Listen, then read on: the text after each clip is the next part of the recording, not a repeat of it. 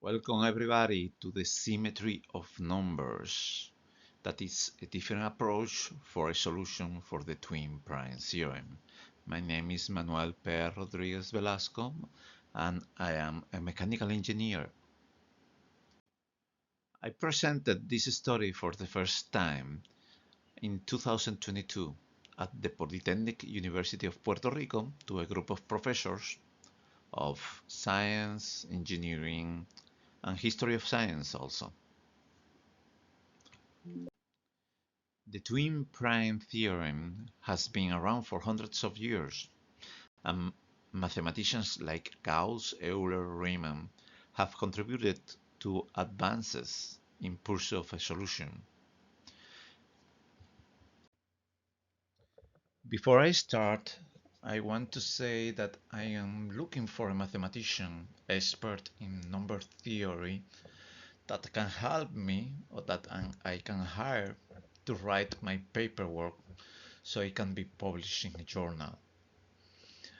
I have showed this work to two PhD professors of the University of Puerto Rico, and they agree that is a valuable investigation, valuable work, and they encourage me to publish it in a journal.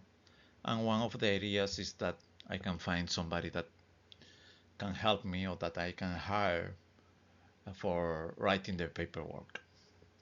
Um, the first part of this investigation is modular arithmetics, but I really didn't do it as modular arithmetic. I did it in my own way, in a way that I call cycles. So it's not a correct mathematical terms. I did it in my own terms. And when I met with the PhD in mathematics, they told me that this is modular arithmetic and I should correct everything. But in this video, I'm gonna explain it just how I did it with my own terminology. I'm really looking for as I said, for a mathematician that can help me writing it. So I invented something that I call cycles of prime numbers, and this is the cycle of prime number 3. And it's a sieve dividing in tens. So we have 1 to 10, 11 to 20, and 21 to 30. So because it's the cycle of prime number 3, it goes until 30. 3 times 10 is 30. The tens are in the first row, and the second row has the multiples of 3.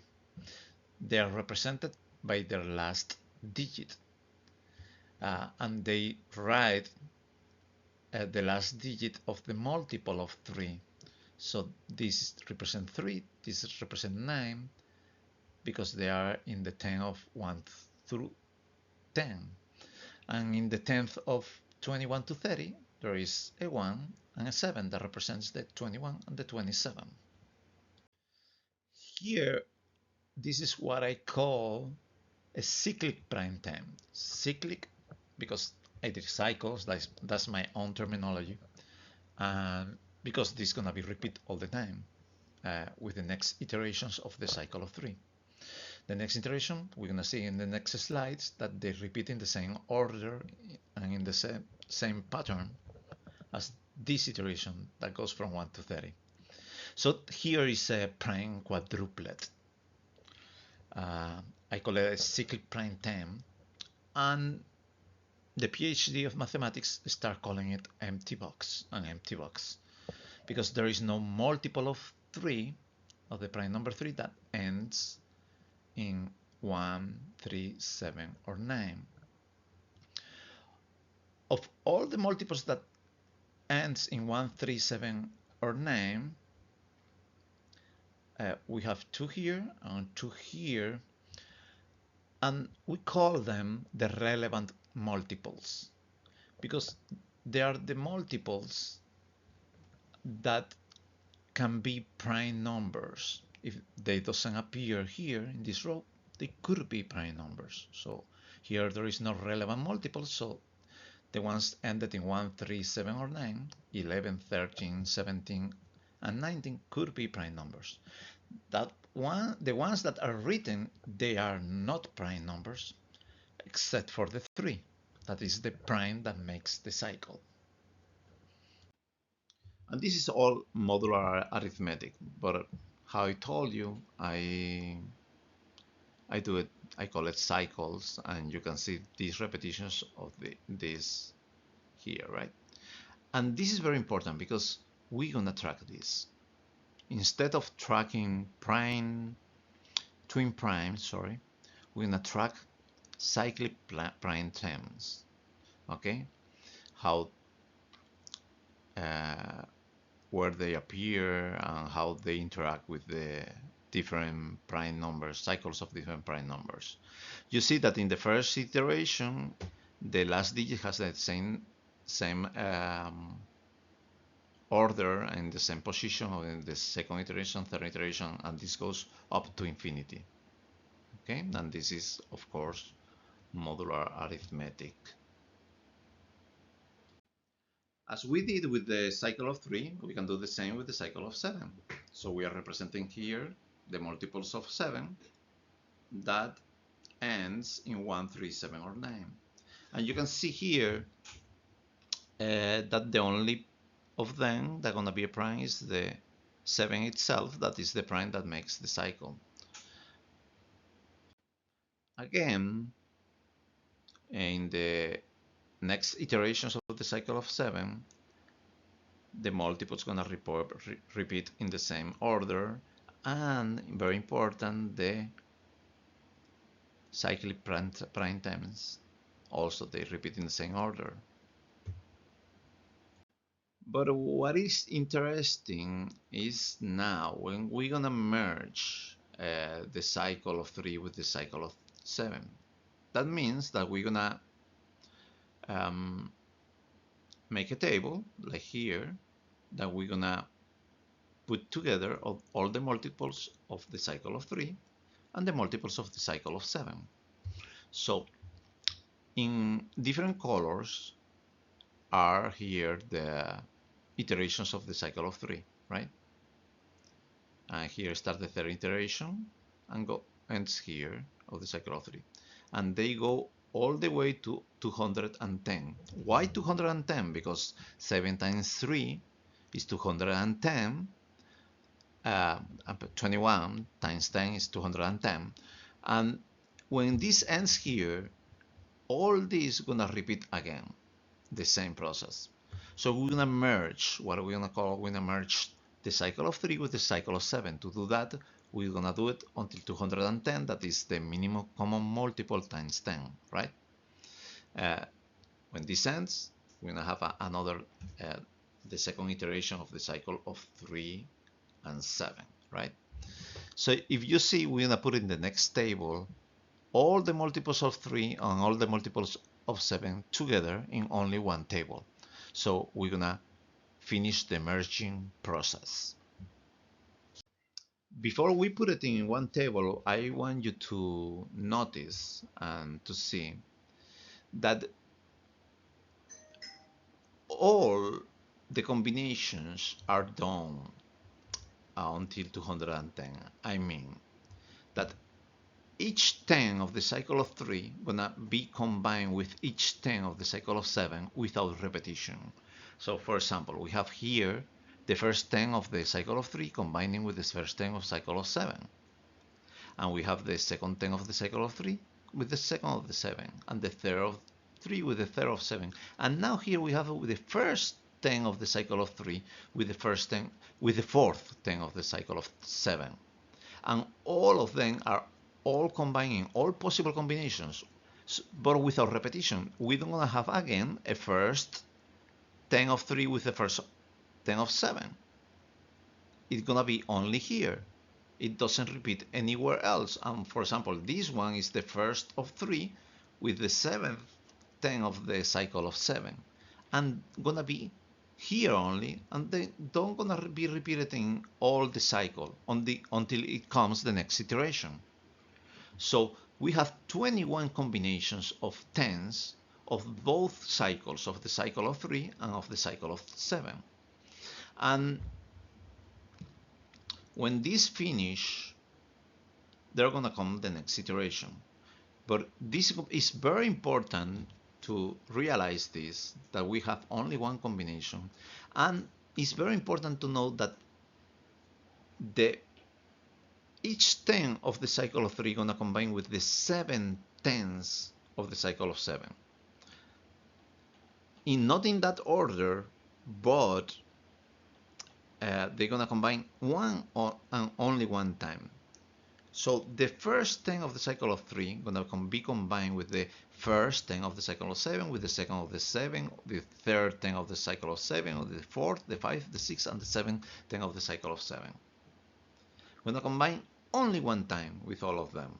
And this is gonna be very important because that system gonna lead us to some equations, so we're gonna be able to track this. Cyclic prime tens. Okay? Spaces or empty boxes, like the PhD of mathematics start calling them empty boxes. I don't know if it is because it's that a more correct term. So here we have the cycle of 3 with the cycle of 7 merged together. And we write it like this, right? Cycle of 3 and 7. It goes from 1 to 210, and you can see the tens. We put all the multiples of 3 and 7 in the boxes. The relevant multiples, the ones that end in 1, 3, 7, or 9. In the first 10, we have the 3, it's multiple of 3, the 7 is multiple of 7, and the 9, that is a multiple of 3. Look that here we don't have multiples of 3 and we don't have multiples of 7 that ends in 1, 3, 7, or 9. From 21 to 30, we have the 21 and the 27. So we have a 1 and a 7 there because they are multiples of 3. From 31 to 40, we have the 33 and the 39. They are multiples of 3. And in 41 to 50, we have a 9. That's the 49. That is a multiple of 7. 7 times 7, 49. And it goes all the way here, putting all the multiples of 3 and 7, multiples that ended in 1, 3, 7, and 9, in the boxes. And look at this. We have 1, 2, and 3 cyclic prime times empty boxes. And we have a symmetry. The symmetry is here in the middle. Why a symmetry? Because from this 10 in the middle, all the other 10s, they are symmetrical with their correspondent 10. So the one to the right from the middle 10 here, that is 111 to 120, is symmetrical to the 91 to 100, that is the first one to the left. First one to the right with the first one to the left. How they are symmetrical? Look, we have that in symmetry, we have that the 1 is linked with the 9, and the 3 is linked, or they are complements, right? Complement of the 7.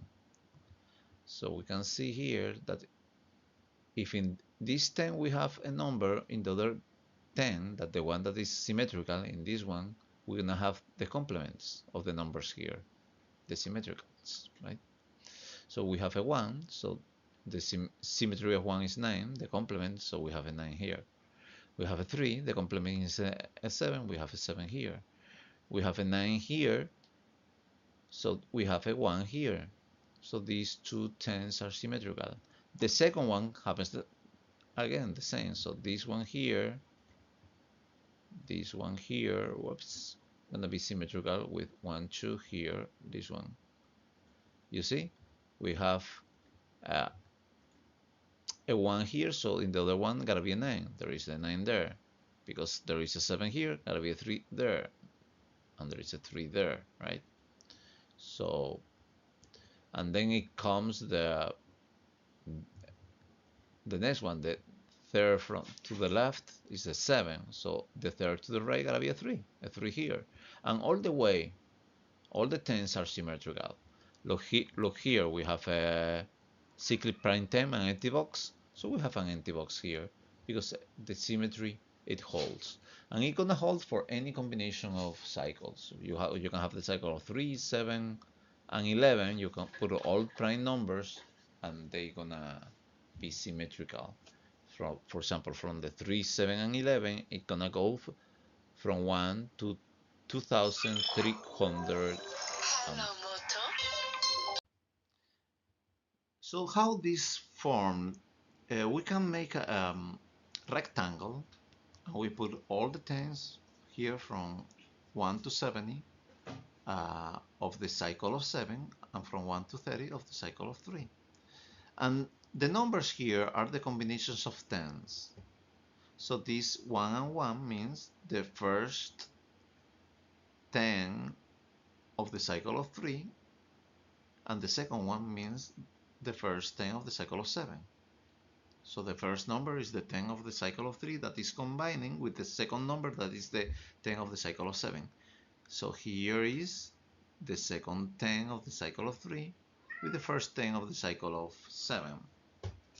But they don't go in this order. They don't go in this order. The order that they takes in the real number line that goes from here, from 0 to, in this case, to 210, it goes like this. Let me see. It really goes like this. Goes in diagonals, right? So you see here is the first combination is that the first 10 of the cycle of 3 combines with the first 10 of the cycle of 7 here. The second with the second, and the third of the third, and that's gonna appear here in the number line in that order. So we have here the first, the second with the second, and this one, okay? So it starts in diagonals. When it ends here, then it starts here in the same height here and go in diagonals again, okay? So you can see that we have here 1 and 4, 2 and 5, and 3 and 6. So 1 and 4, 2 and 5, and 3 and 6. This is tens. So what it means here, for example, in this one here is the first 10 of the cycle of 3 that has a 3 and a 9. It combines with the first 10 of the cycle of 7. That is a 7, and that's what you're gonna have in the box, right? In the first 10. And here in the second 10 of the cycle of 3 with the second 10 of the cycle of 7. That is a cyclic prime 10, right? Cyclic prime 10. Sorry. And so on. So that's how it goes. Let me erase this. Sorry. Let me clip this. And then we can see that when it ends here, it goes this way and this way until here, okay? And when it ends here, it goes, it starts from here to here. So this is gonna be the number 1. This will be the number 2. Here is the 3, the diagonal number 3. This is the 4. Okay. I'm gonna put another color for the 5th. This gonna be like here. Sorry, this gonna be the 5. And the 6 will start here.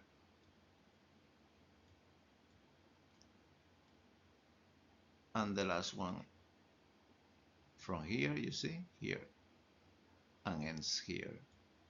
If you check that with the table, it will fit, right? So it's 7 lines that is combining, and that always happen like that in diagonal. So the next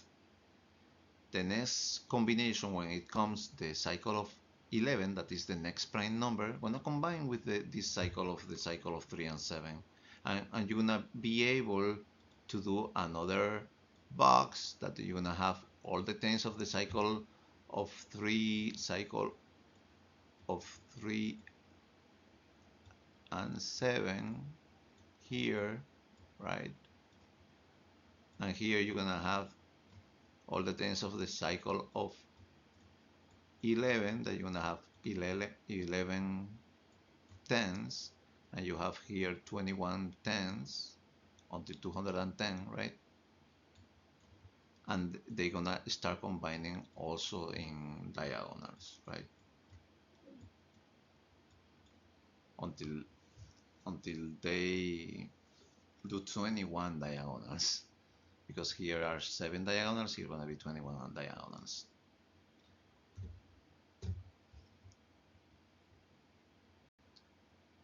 So, and that's what I'm talking about, okay?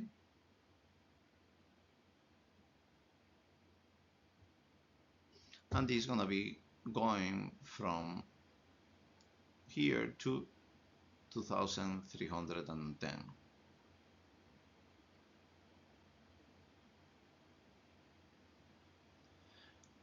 So really, you can put in this way, you can put any cycle you want with the merging cycle. So you have gonna be in this way, you're gonna be having what I call the main cycle. That's gonna be the cycle of 3 and 7, and then the cycle of 3, 7, and 11, and then here gonna be the cycle of 13, and it keeps merging and keeps growing. So it is done all possible combinations. And here we're gonna have the arrows, right? Combining, but you can imagine these arrows also traversing the cycle of 11 when we merged them, right? So this, I have done other videos with this, and I have explained this a little bit more deeply, right? But you can imagine, because the lines are just traversing also the, the shape of the cube, right? Because this is the cycle of 3 and 7, and here we have the cycle of 11. Anyway, we continue because we don't have to study this type of shapes yet, but here is something that could be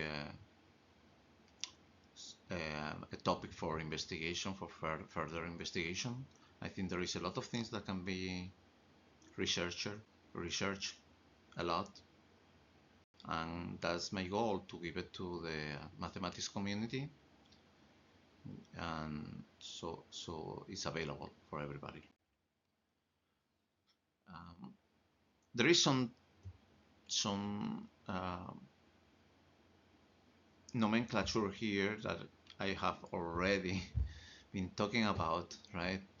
So this is the term I'm using for a cycle of a prime number alone, and if a cycle that combines all the multiples of prime numbers, or several prime numbers, is written this way, right?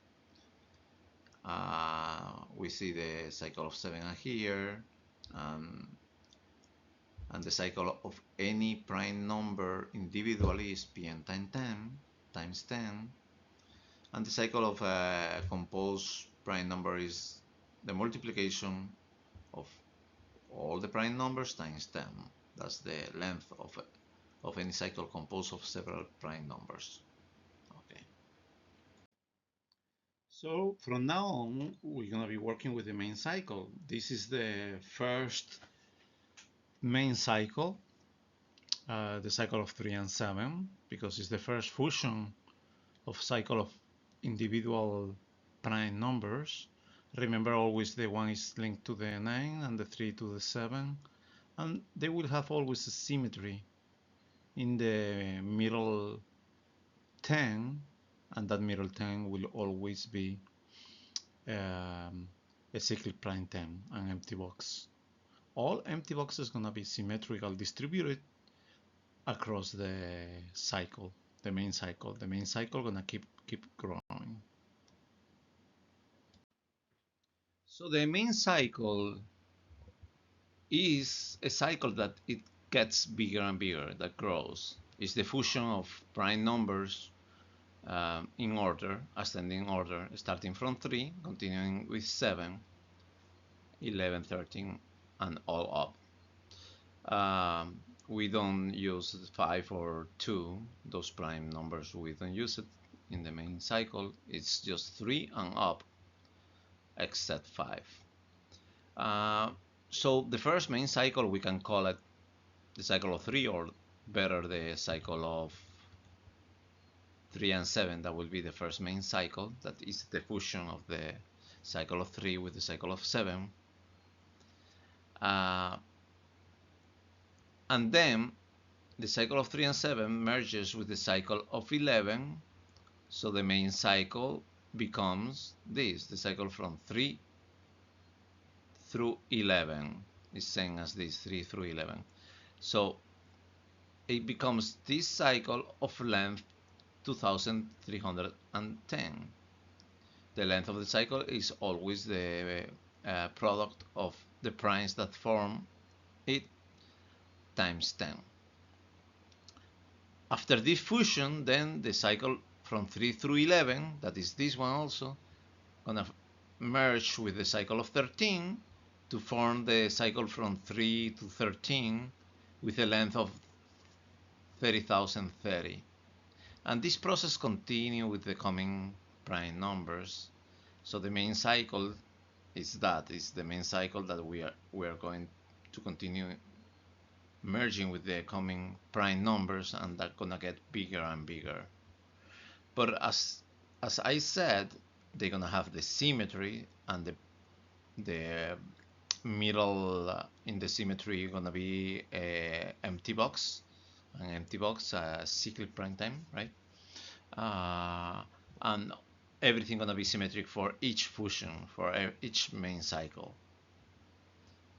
The study of the main cycle is fundamental for my proposal for the solution of the theorem. Here we have what will be always the middle 10 of all the cycles.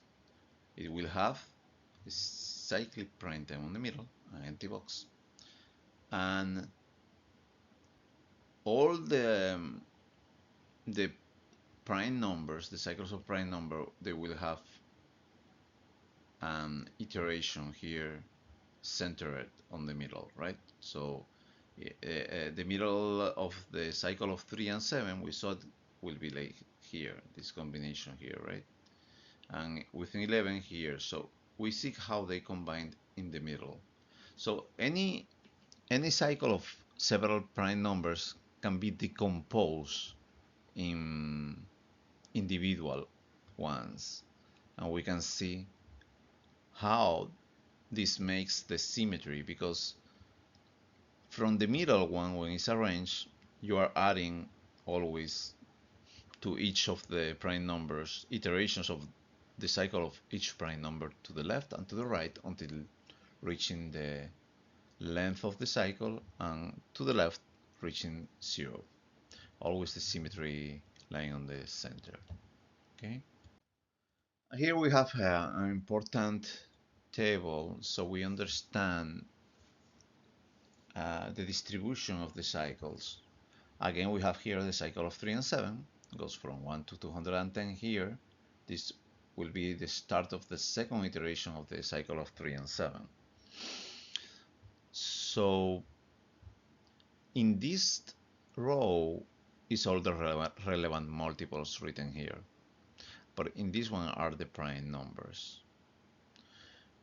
Really, we can check that in every cycle until the square of the next prime number that doesn't belong to the cycle, for example, this is the cycle of 3 and 7, the next prime number is 11, so until the square of 11, that is 121,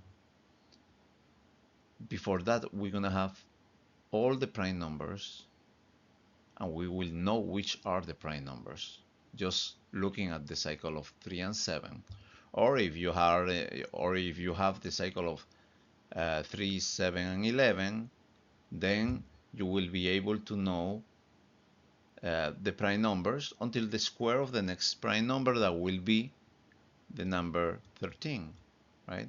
That will be 13 to a square equals 169. 169. So if we have the cycle of 3, 7, and 11 until 169, that will be here, we will know that all the prior numbers will tell you which are prime numbers and which they are not. That's known in number theory. I think that's pretty already known. And that's important. So we are mapping the distribution of prime numbers gap by gap when we merge another prime number to the cycle, to the main cycle.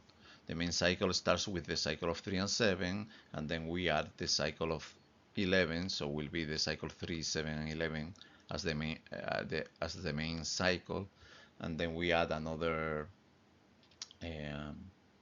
prime number 3, 7, 11, and 13. So, and we keep adding gaps. So the first gap that really happens is from 1 to 49. When we have the cycle of 3, we know all the prime numbers just looking to the multiples of 3 until 49. After 49, that will be here, we do the cycle of 3 and 7, and we will have all the prime numbers until 121, that is the square of 11. Here will be the 121, the square of 11. And after that, we will have the cycle of 3, 7,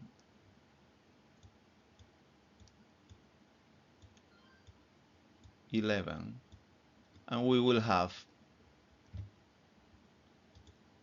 know all the prime numbers until 169, that is the square of 13.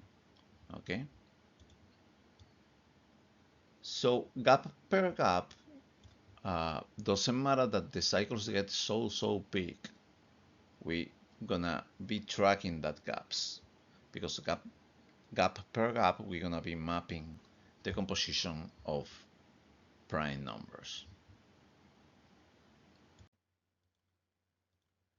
So the numbers in red, 121, 143, 169, 187, 209, are potential prime numbers that gonna get flipped, so they will not be prime numbers. And the numbers in brown, they will be prime numbers. So when we add the gap until 169, the gap that is formed in the cycle from 3 through 11, that we will get until 169, these two numbers are gonna get flipped, the 121 and 143. And after they are flipped, then until here, we will know that all these will be prime numbers. We will know the prime numbers until 169. Then that will be the cycle of 3 through 11. Then it will get merged with the cycle of 13. So until the square of 17, we will know the prime numbers until the square of 17. And that will continue on and on. So let's establish some terminology. This here, in this one, is the start of one of the iteration of the cycle of 11. This is the order of cycle of 11. It starts with an empty box, a 1, empty box, a 3, empty box, empty box, empty box, a 7, empty box, 9, empty box. These are potential prime numbers, 263 and 669, because there is no 3 here, no 9 in any of the boxes that merges to form the main cycle. When the main cycle, this will be the main cycle of from 3 through 11, because we have the iterations of the cycle of 3 here, the iteration of cycle of 7 here, and the iterations of the cycle of 11. Overflip is called when there is more than one multiple for different prime numbers that ends in one of the relevant numbers. So there is a 3 here and a 3 here. So that's an overflip.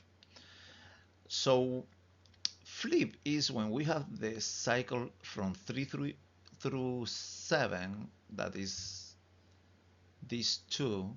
We have an empty box here, but then comes the cycle of 11 and it puts a 9 here, a multiple that last digit is 9. So we call that number, that will be 319, was flipped because it was a potential prime number and now it is not. This is a cyclic prime term because this is after the square of 11, that is 121, but it's a cyclic prime term because there is no relevant multiples in any of the boxes that form that box, right? And that's the terminology. So we continue. So we can see here that there is a gap here, another gap, another gap, another gap. So these are the gaps that we are mapping. And this is a process that goes to infinity, but we will see that everything, there are some equations that will make everything converge. We have the length of the gaps as this equation, this the first equation, okay? So is, for example, from here pn square until pn plus 1 square, we will have that length. We subtract, right? That will be the length of the gap, and we will always know the composition of prime numbers until pn plus 1 square. So in the cycles will always be cyclic prime terms, empty boxes. We're gonna keep adding and adding prime numbers to the main cycle, and we will have always cyclic prime terms. Because this one is the prime term, cyclic prime term of the cycle of 3. I'm gonna combine with the 3 cyclic prime terms of the cycle of 7. So when we merge the cycle of 3 with the cycle of 7, we get this, that is the cycle of 3 and 7, the one that we already saw. And we're gonna have 3 of them. But because of the combination process that I already discussed in this video, so these 3 of here, this cyclic prime term, gonna combine with the 7 of the cycle of 11. This is the cycle of 11. Okay.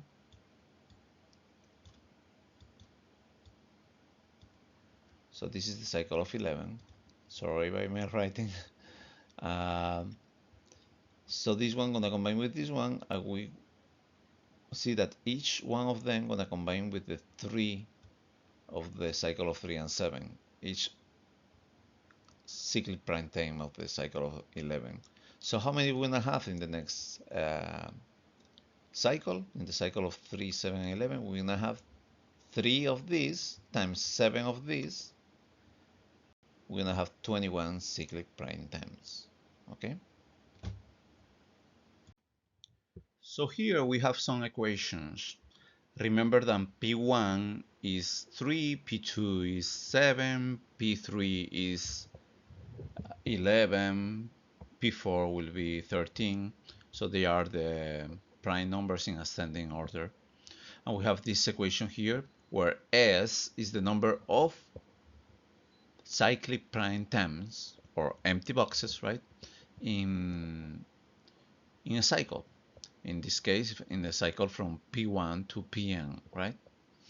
So the number of empty boxes in the cycle of P1 to Pn gonna be equal to the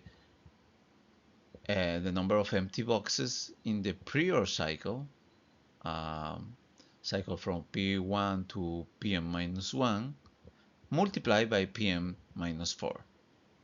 Why? Because that we studied already in this video that because of the combination process, all the empty boxes in one cycle we're gonna combine with the empty boxes of the cycle of the prime number that is merging with the cycle. And any prime number Pn has a number of Pn minus 4 empty boxes, right? So the length, we have it here also. The length of any cycle is the length of the previous cycle times Pn. So the prime tens, or the per length of the cycle, this is cyclic prime terms of the length of the cycle, gonna be done by this equation. We're gonna obtain them by this equation. Or we can abbreviate it like here, like this. So now we're gonna pay attention to the formation of non-cyclic prime terms, okay? And that's done in the same combination process. So each of the 4 tens of any prime number cycle that has a number gonna combine with all the other ones of the cycle is merging with to form non-cyclic prime terms, not empty boxes. So we have always 4 not empty boxes, 4 boxes, 4 tens that they have a number. So when the cycle of 11, for example, combines with the cycle of 3 and 7, these 4 non-empty boxes gonna combine with the 21 boxes of the cycle of 3 and 7 to form 84 non-prime 10 combinations. Okay? But not only that, also the ones that are empty boxes in the cycle of 11, that they are 7, they're gonna combine with the 18 non-empty boxes to form more non-empty boxes. So we will have 4 times 21 plus 7 times 18, a total of 210 non-empty boxes in the cycle of 3, 7, and 11. The cycle of 3, 7, and 11 gonna go from 1 to 2310. And we're gonna have 231 boxes in that cycle, of which 210 gonna be non-empty boxes. I'm gonna have 21 that will be empty boxes. So you can see that the length of the cycles gets so big so quickly. but that doesn't matter because the questions we're gonna develop gonna be about the gaps. And really, it doesn't matter how big they get so soon. The composition of prime numbers, the density doesn't change too much. When we do the combination process and when we combine cycles, uh, we do it like this. The ones that has a non-empty boxes, like this one, the ones in gray, and the ones that they are empty boxes that are the ones in white. And it's all about this combination. The beauty of this is that I don't care if in this empty box is a 1, a 3, a 7, or a 9 as the relevant multiple, right? Ended in those numbers, in those last digits. Doesn't matter. What it matters is the combinations and when an empty box happen in the combinations of all the cycles that of prime numbers that gonna form a bigger cycle, right?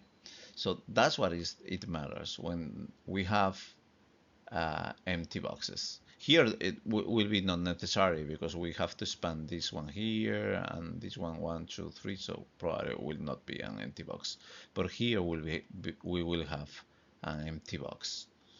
And the beauty of this is that we don't have to care about uh, if it is a last digit 1 or 9, and we don't have to care all about that. We care only about the empty boxes and nothing else. So to see the what happens is what I call the main cycle. The main cycle starts with combining the cycle of 3 and 7, and we have a 210 cycle, right? With 3 empty boxes, 3 cyclic prime terms, how I call it, and all the other boxes, all the other tens are non-empty boxes. And when it combines with the cycle of the prime number 11, we're going to have 11 times this. You see here 1, 2, 3, 4, 5, 6, 7, 8, 9, 10, 11.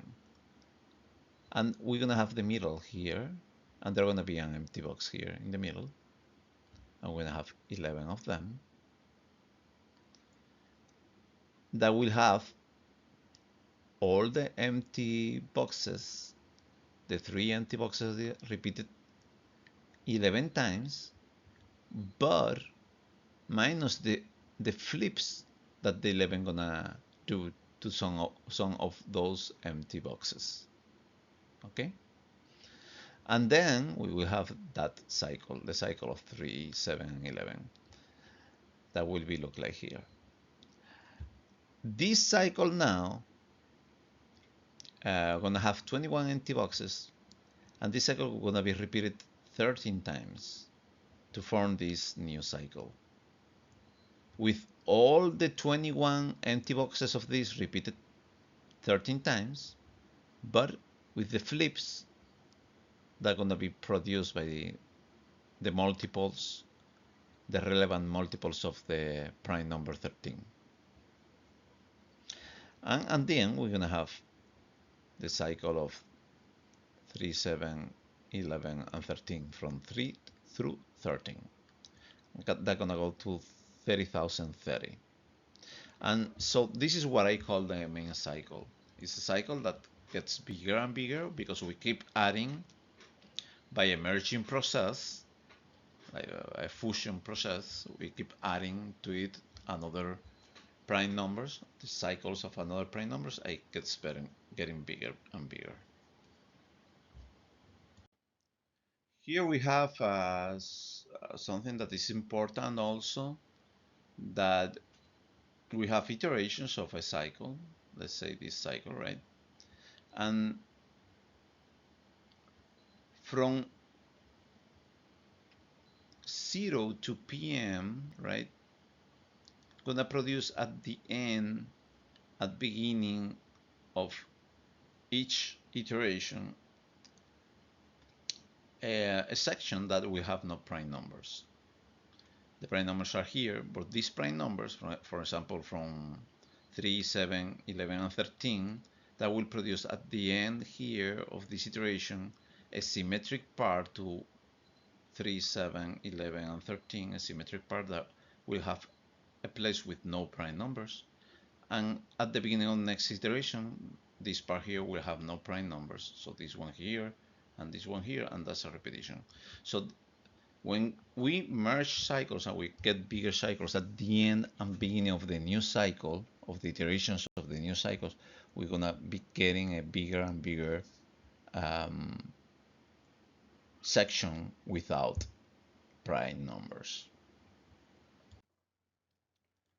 So when we form a cycle, we're gonna have from PM to the symmetrical part PM, so from here to here is PM, right? This is the end of the cycle, the length. We're gonna have all the empty boxes here that goes from here to here. We don't gonna have here empty boxes, neither here. Here we can have prime tens, prime quadruplets already. But the empty boxes that we calculate with the equation, they are from here to here. Here they will be already prime quadruplets. But when we do the triangle, they don't appear like empty boxes, the prime quadruplets. You will see it in one of the next slides. I will explain that. But all the empty boxes will be here, and they will be symmetrically, right? I don't know if I am doing symmetric, but they will be symmetric. Here we will have prime quadruplets, prime tens, what I call prime tens, but in the process of calculating in the equations I already show you, these ones, the ones that appear here won't be empty boxes as the result of the equations that are expressed with S equal to the S minus 1 times P minus 4, right? So in that equation, it's not taking account the empty boxes that they are already prime quadruplets that gets from 0 to Pn. So you will see it in the triangle in one of the next slides. So how you can see the proposal of this study is that there is an infinite number of tens with 4 primes, what in mathematics is called prime quadruplets. So the study is based on this. So quickly you can see here how evolves the number of cyclic prime times per the length of the cycle in tens. So the length here is 210, but in tens is 21 tens, here 231 tens, right? And you can see if you continue this table and you do more numbers, you will see that the number of cyclic prime times in this table gonna get more constant, like more constant proportion in relation to the length of the cycle. So we can see some convergences that we have to put in equations, right? Another observation is that you can see that the proportion of the gap per length of the cycle gets really small. But it doesn't matter because we can apply the symmetry equations to it, and we can disregard the rest of the cycle. And the proportion of prime tens to tens in the cycle, we can see it here, okay? Is the same. So here we have the equation of the gap length. Gap length will be the difference between the square of the next prime number Pn plus 1 that doesn't belong to the cycle minus the square of Pn. So if we have here the cycle of 3 through 19, that is the cycle of all the prime numbers 3, 7, 11, 13, 17, and 19 merged together in a single cycle.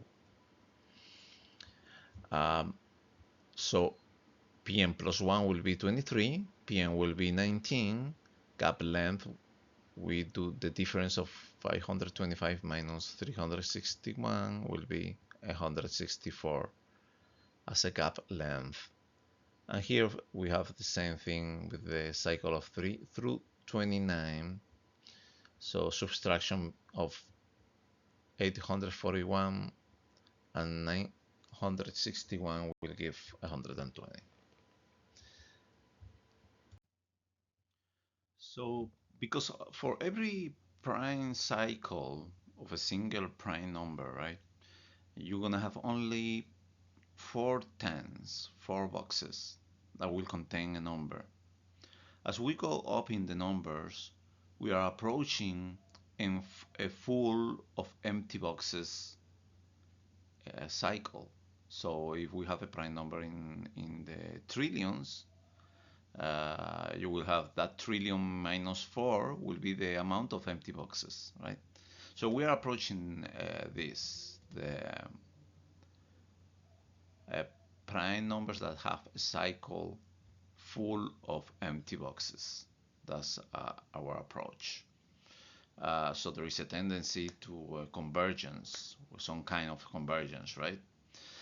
Each empty box, you will see, it's gonna combine with each box of the main cycle, the cycle that has been already merged all the prior prime numbers, right?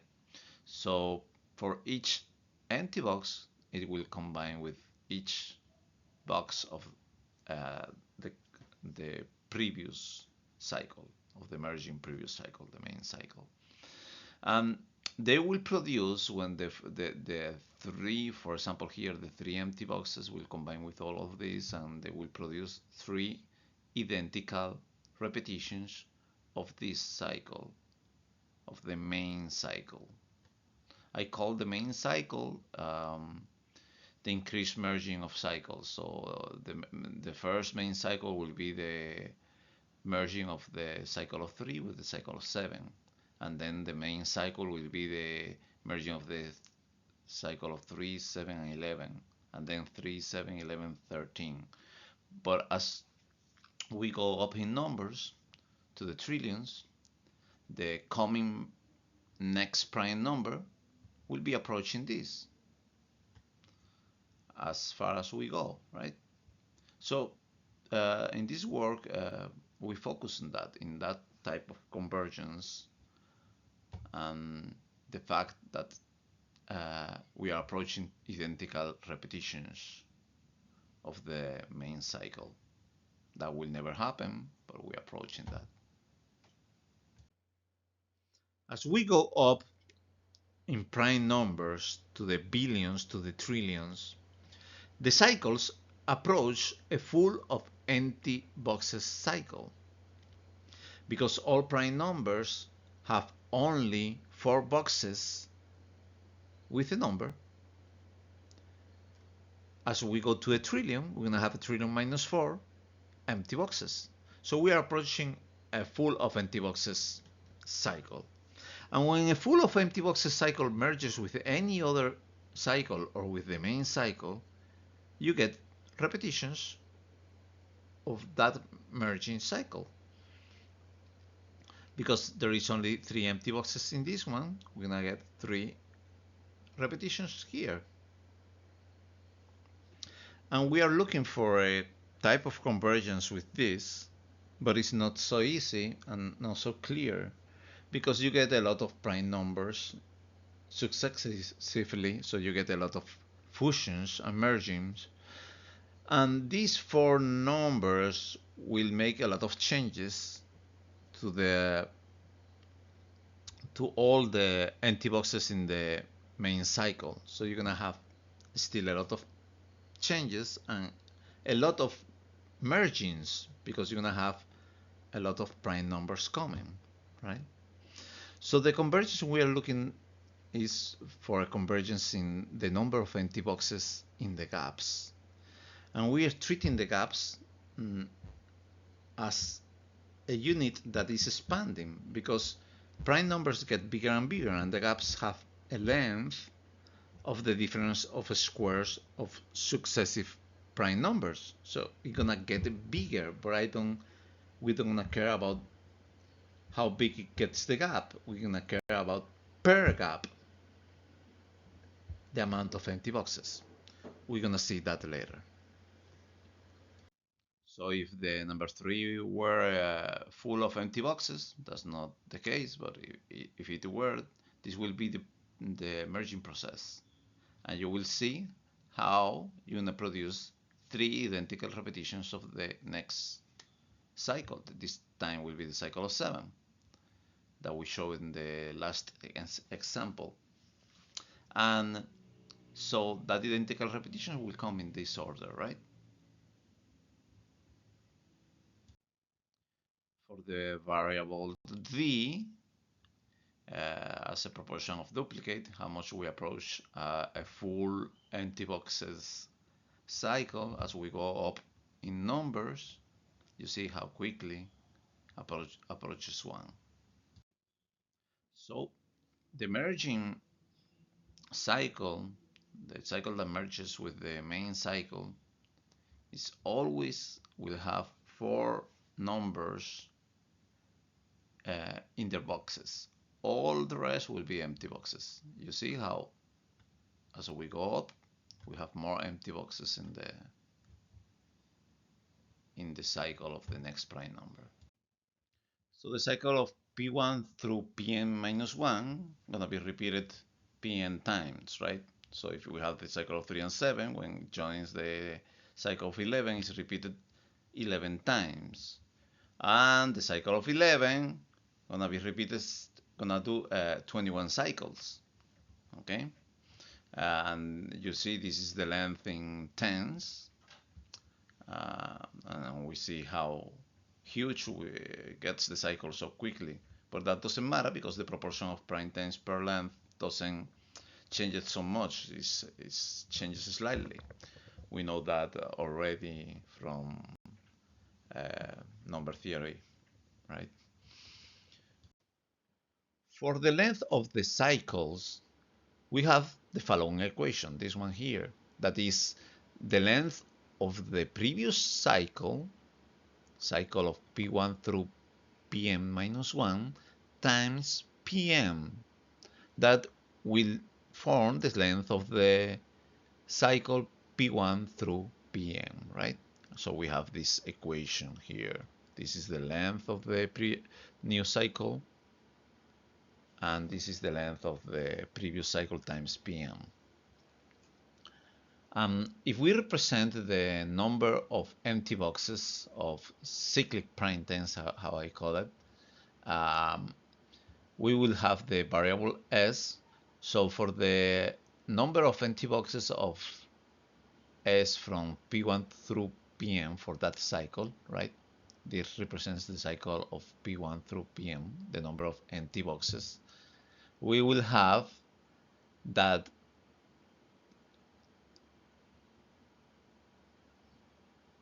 this will be the equation. So we will have the number of empty boxes in the new cycle form P1 through Pm will be equal to the number of empty boxes of the previous cycle, these empty boxes of the previous cycle, times Pm minus 4 that we already studied through the combination process, right? So as an example, for Pn equal 13, so we're gonna find the number of empty boxes in the cycle of 3 through 13.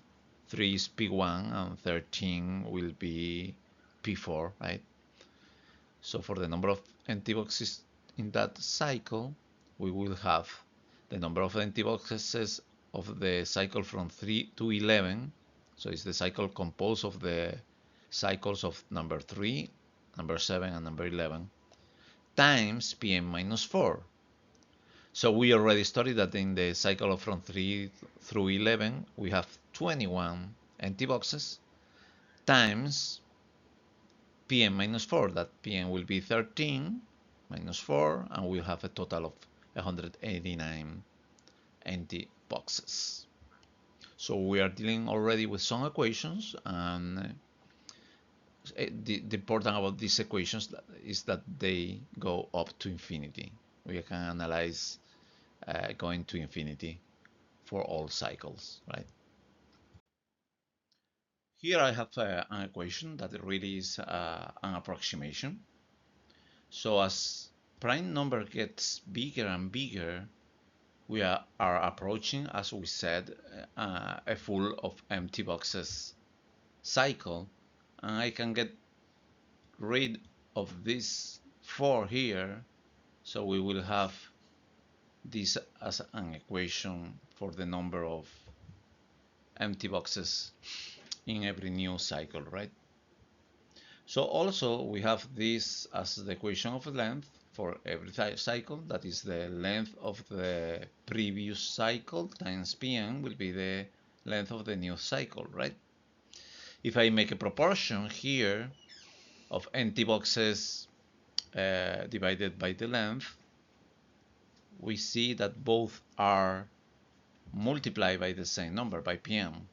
So the number of empty boxes per length of the cycle is approaching a constant. And really, as we said, the empty boxes goes from 2pm to the length minus pm, right? As we study in other slides of this. But this is a very fair approximation, taking the whole length as the length where the empty box is gonna fall, right? So this approximation tells us that there is kind of a convergence, but this is not enough, obviously. So we're gonna keep going. Here we have the cycle of 3 and 7 in this sketch.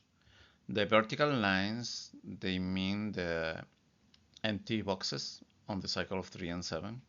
You can check the cycle in the previous slides, and if you remember, it had 2 empty boxes at the beginning in the second box, and in the before last one, right, box, and then one in the center. All cycles have an empty box in the center. So this is the cycle of 3 and 7. So when the 11 comes and make a merge with the cycle of 3 and 7, there are going to be 11 repetitions of the cycle of 3 and 7, but we have to take in account the flips of the cycle of 11. So there are going to be some empty boxes that they're going to stop being empty boxes because they're going to have a multiple of 11 ended in 1, 3, 7, or 9 in that box, right? So we'll stop being an empty box. So if we don't take in account the multiples of the cycle of 11, these are the 11 repetitions of the cycle of 3 and 7. The vertical lines are empty boxes, and these ones, the ones that are bigger, are the middle empty boxes of each iteration of the cycle of 3 and 7. So we have 11 iterations. So here we have again the 11 iterations of the cycle of 3 and 7, but the cycles are the flips of the cycle of number 11. So these empty boxes, these cyclic prime times, we have a multiple of 11 ended in the relevant multiples. So ended in 1, 3, 7, or 9 in that box. So it will stop being an empty box. There is an exception in the first empty box, this one here, because we're gonna have 11 there. So in that empty box, we will have an 11 as one of the multiples of 11. But 11 is already the prime number, so it doesn't get flipped. It's gonna get flipped. This box gonna get flipped in each of the next iterations, in the second iteration, third, and so on. So if we take out the empty boxes that contains multiples of 11, because they don't want to be empty box anymore, this is what we get. And this is the cycle of 3, 7, and 11. Cycle of 3, 7, and 11. And that's the empty boxes of that cycle. And they will repeat in each iteration forever, except this one. This one won't be an empty box in the next iterations, because this do, because it's a multiple of 11. Here is the 11 per se, as I explained already. But we can see here also that the separation between empty boxes, or eventually between prime terms, because the empty boxes is what are gonna make the prime terms, is due to the flips of the coming prime numbers. And all of them are repetitions of the cycle of 3. All of them are repetitions of the cycle of 3 and 7, but with added spaces by the flips of the coming prime numbers. This is the combination of the cycle of 3 and 7 with the cycle of 11. They are merging and they will form the cycle of 3 through 11 that goes from 0 to 2310. And we have to be careful in this combination for a process. We're gonna check when the empty box is gonna appear. For example, the combination process goes like this, always in diagonals, right? When there is an intersection of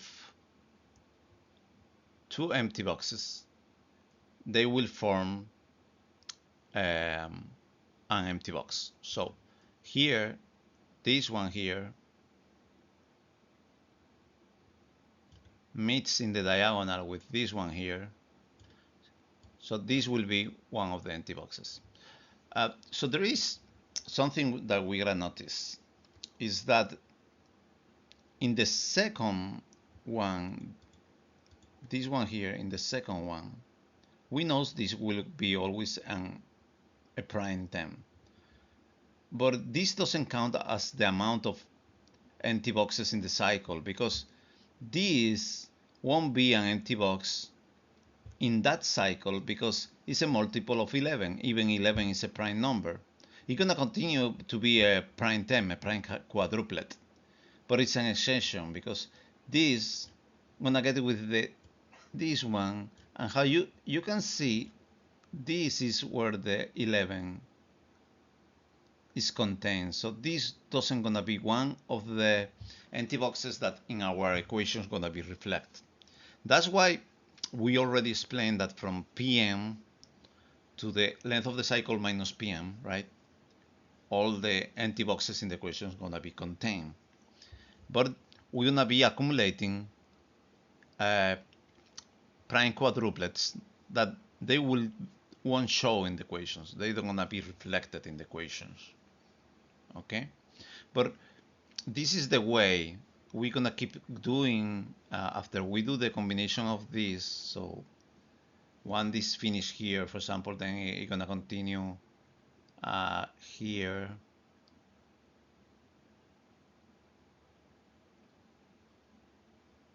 And then from here we're gonna continue until all the diagonals are filled, and we have the next cycle. And then that cycle from 3 to 11 gonna be put together in this axis, and we're gonna combine with the cycle of number 13 in this axis, and we do the same process, okay?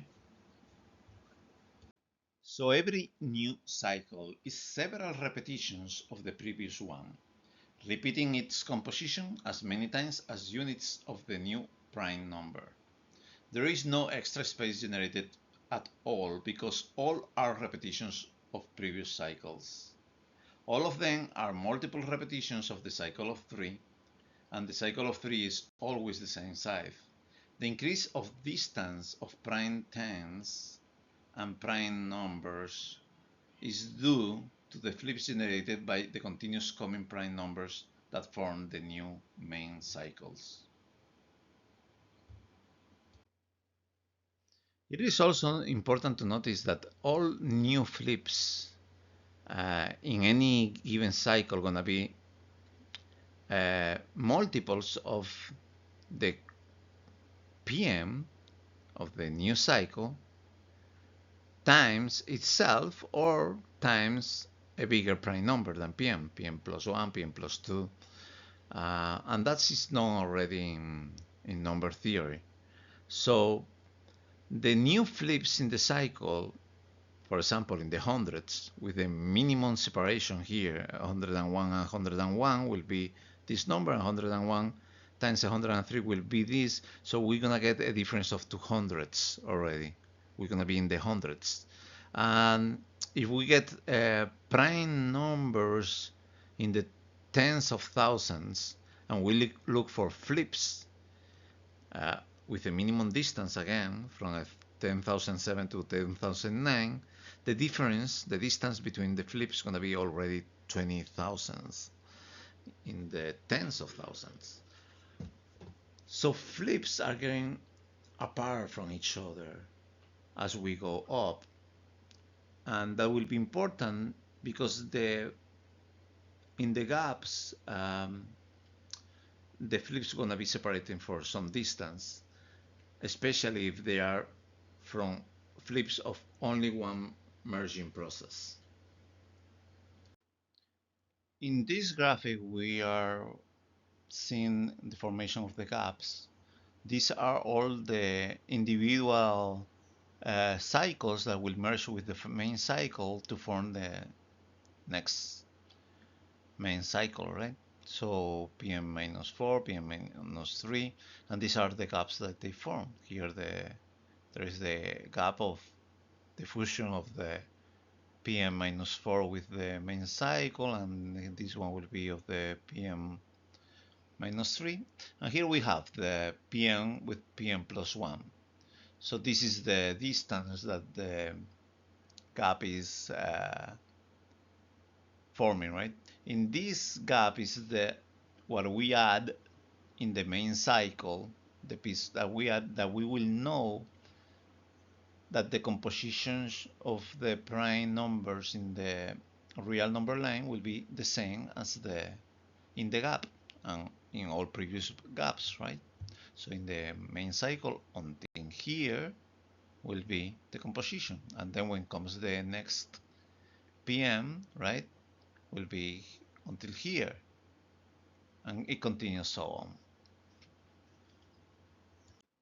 So as this study, we are proving that there will be cyclic prime times or empty boxes in the gaps. If we prove that there will not be empty boxes in the gaps, we are proving not only the twin prime theorem, we are proving that there is an infinite number of prime quadruplets, and I will say that we will prove even more than that. These are the equations for the proportion of empty boxes in the gaps. This equation here, for example, these two here, these are the numbers of empty boxes in the previous cycle, and this is the length of the previous cycle.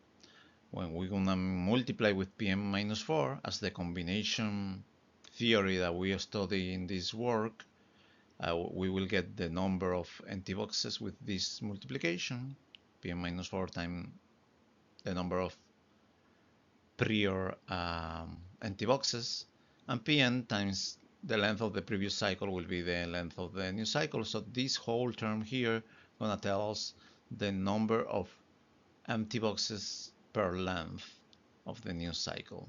This is a proportion. When we multiply by the length of the gap, we will have the proportion of empty boxes in the gap.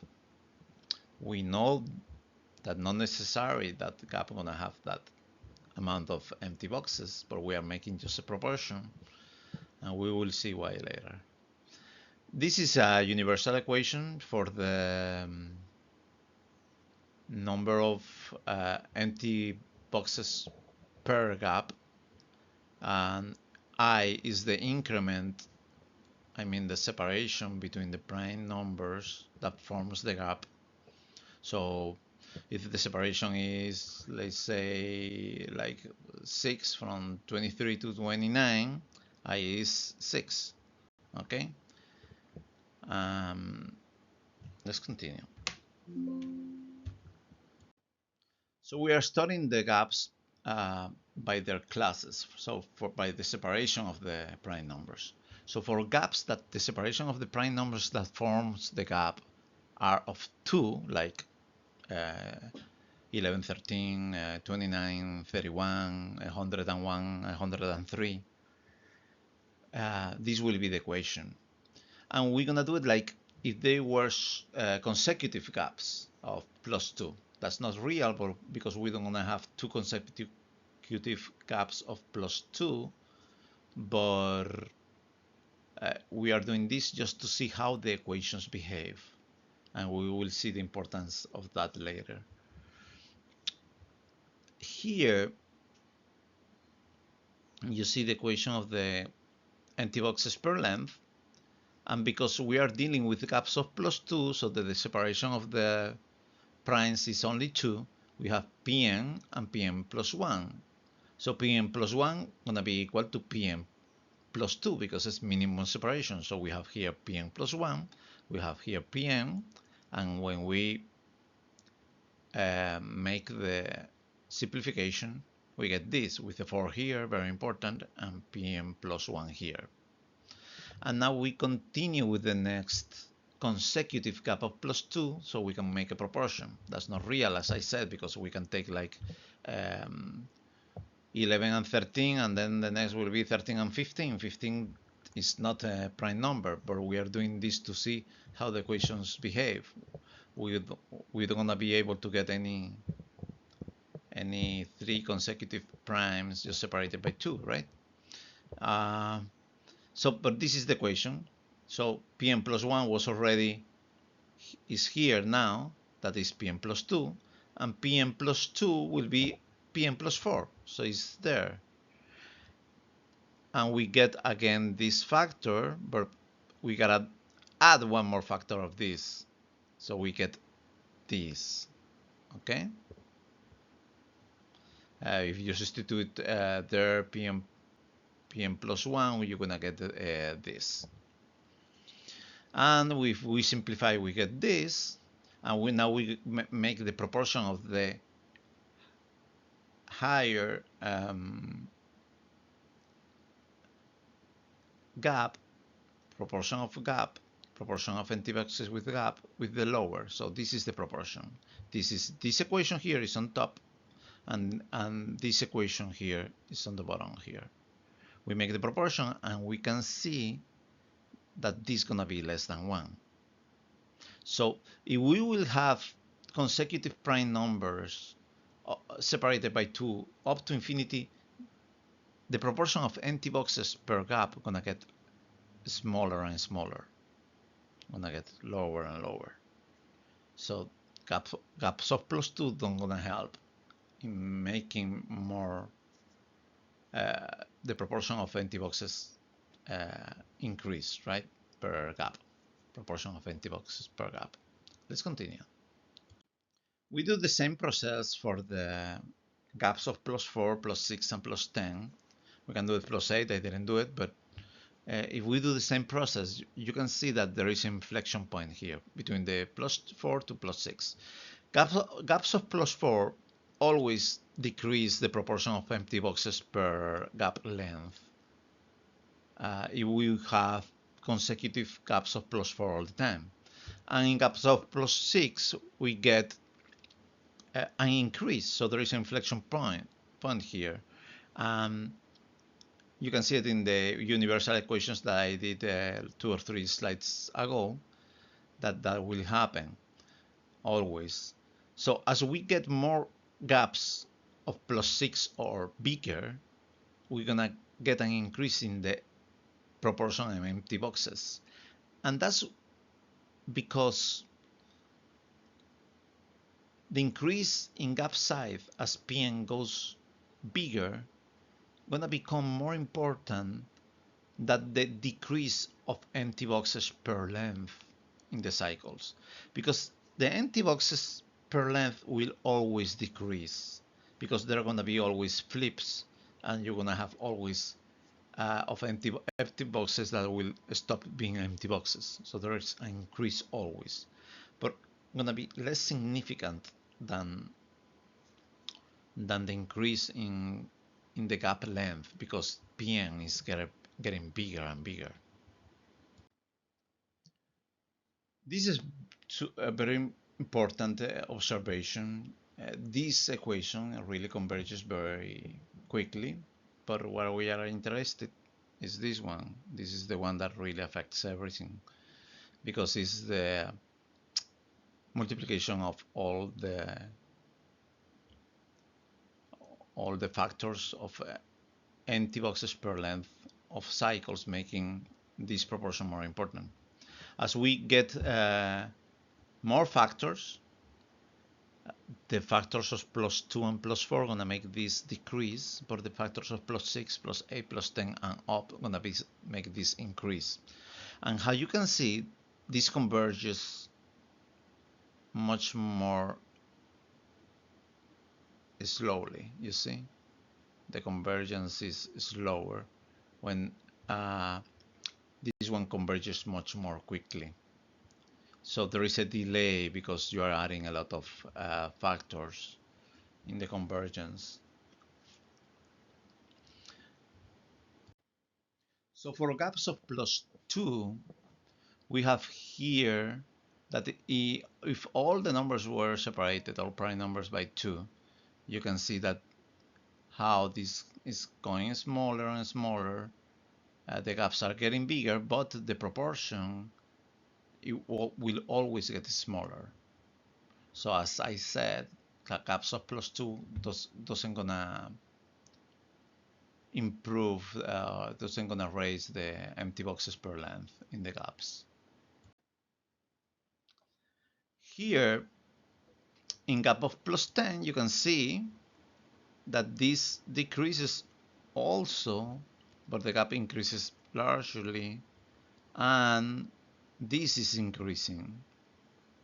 The number of empty boxes per gap are increasing, or prime terms, because if an empty box is in the gap, gonna be a prime term, a prime quadruplet, right?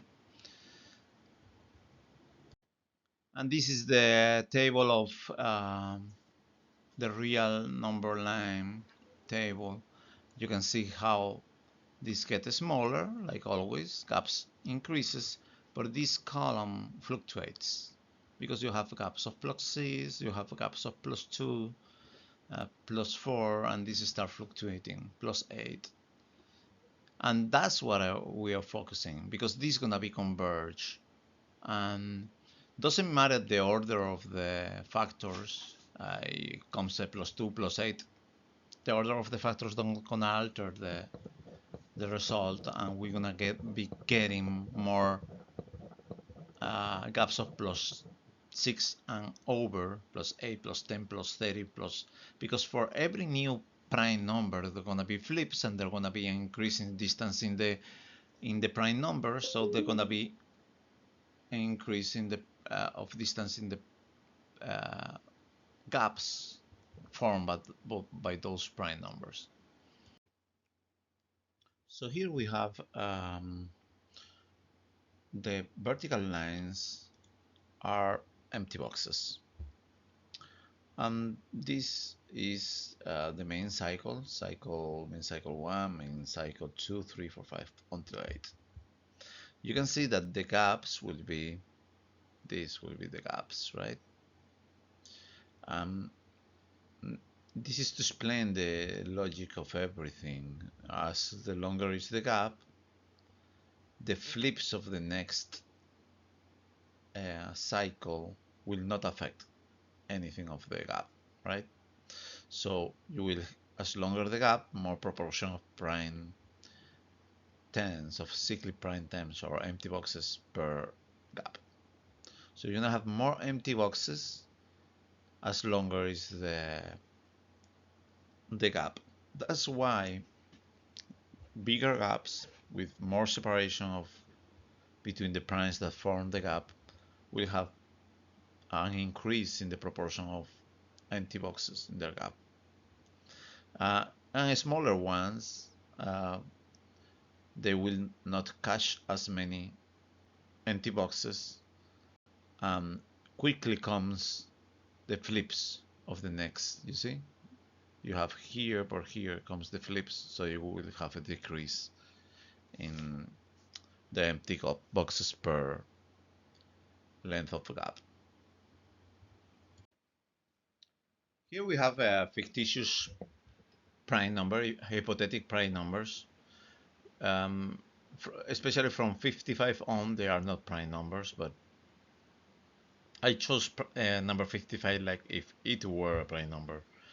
I should have shown another number, but I chose another number, but I chose 55. The thing is that it's not important because we are just wanting to see how the equations behave.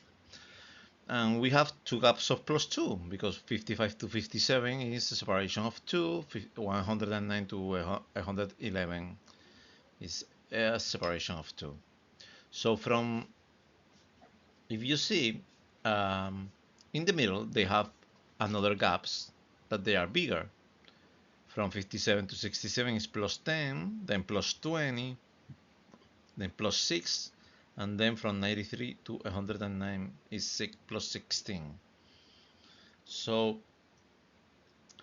the proportion of empty boxes of cyclic prime terms per gap in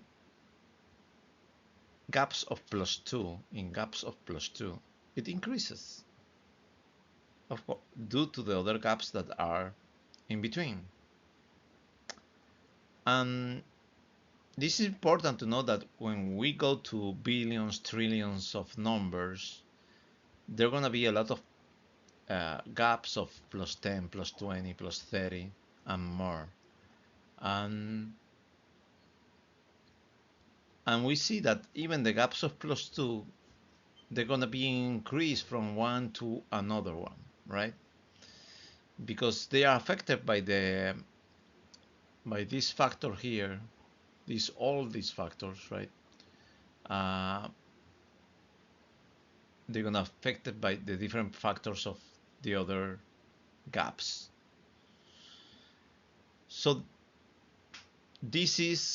we are pointing to a convergence and to a moment that practically all gaps, from gap to gap, the proportion of empty boxes per gap gonna be increasing from gap to gap, even in the gaps of plus 2. So we are looking for that type of convergence. To better understand it, let's take a distance of 100 and compare the evolution of the factor Pm minus 4 over Pm versus the evolution of the length of the gaps through different compositions of primes within these 100 units. Let's say one composition consists of primes separated by short distances and another by large distances. We will designate them based on their prime separations, such as plus 2, plus 4, plus 6, plus 10, plus 26. And these separations will add up to 100. First composition is this one. You see there is small separations, plus 2, plus 4, plus 2, plus 10. for a total of 100. And the second composition are gaps formed by separations of the primes of plus 14, plus 10, plus 26, plus 22, plus 28. Again, for a total of 100. So these will be the separations of the prime number. This plus 2, plus 4 here, plus 2, plus 10. And we can see that this is gonna add 100. And so you're gonna have a lot of factors of this. You're gonna have for each separation, you're gonna have one factor of this. So you're gonna have multiple factors. 1, 2, 3, 4, 5, 6, 7, 8, 9, 10, 11, 12, 13, 14, 15, 16, 17, 18. You're gonna have 18 factors of this. Every time you have one factor of this, the separation of prime tens increases, right? Because more prime tens are flipped. And here, because the bigger separations, you have only 4 factors. 1, 2, 3, 4, 5. 5 factors. So here you're gonna have less separation of prime tens, because for the same distance, for 100, you have less factors, so you're gonna have much less prime tens flip than in this one up here. Okay. Looking to the data, we have here prime numbers at the billions. We can see big separations here. For example, there is a separation of 18 here. At the beginning, there is a separation of 16. The important thing is that it's a process that doesn't go backwards, always goes forwards, and separations between prime numbers will continue to increase. This is the second and third iteration of the cycle of 3 and 7. And we have here the empty boxes per gap in this column and in this column. This is the second iteration, this is the third iteration. Here are the potential prime numbers, If we pick the corresponding gap from one iteration to the other one, so this is the first gap, the one 221 to 223, and this is the first gap of the third iteration, 431 to 433. So I say that they are correspondent gaps. And we see that, as expected, from one gap of plus 2, because this is a gap of plus 2, to the second gap of plus 2 in the third iteration, there is an increase, 0.38 to 0.41. And that happened with all gaps of all sizes, even gaps of plus 2. That's the important thing.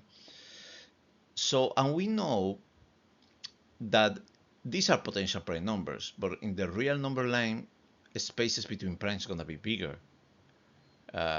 So we're going to have more of an increase. If we look from the same iteration, one gap of plus 2 to the next gap of plus 2 here, there is a decrease. In gap of plus 2 and plus 4, there is a decrease in some of them. In gap of plus 6, we see an increase. Remember that the important thing is this factor, so that is included in all the calculations of empty boxes per gap, right? This is the factor that is important. So from here to the next gap of plus 2, there is a decrease. But in the next slide, I have the complete iterations. So these 2 slides are the whole 2 iterations, second and third iteration. And we're gonna see that from here, 0.3842, for example, to here to 269 is 0.3830. So the decrease is smaller. And if we go here is still smaller. So let's check in the next slide so we see the rest of the iterations. Remember the first gap of the second iteration in the previous slide was 0.384. But if we go here to the end, we have in 401 a gap of +2, and we have 0.4. There is an increase already. So this means that in the real number line from a gap of +2 to another gap of +2, gonna be an increase already as we go further. And this is just two iterations. These are not the real number line. In the real number line, spaces between primes gonna be bigger than in these two iterations. So there definitively gonna be an increase from a gap of +2 to another gap of +2.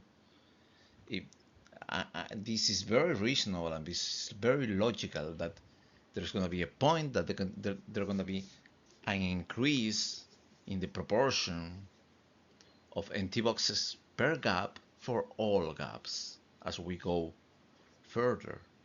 Remember, this is only the iterations of cycle of 3 and 7. Imagine when we have cycles of 1,000,000,000 numbers, that they will be iterations of the cycle of 3 and 7, but with a lot of flips, with bigger distances between prime numbers. So if you think about this and you analyze well, you will realize that there is an increase in the proportion of empty box per gap. And with the rest of the analysis, we know that that's gonna be happening, that those empty boxes gonna be there in the gaps, so they will be prime quadruplets. So let's continue. When I was analyzing this work with the PhD of mathematics, he told me about my previous slides, right? That there was not a demonstration. That I had separate equations for gap of +2, +4, +10, +8, but he didn't see a demonstration. I don't know if he understood me completely what I was saying, but to me, it is a logical process.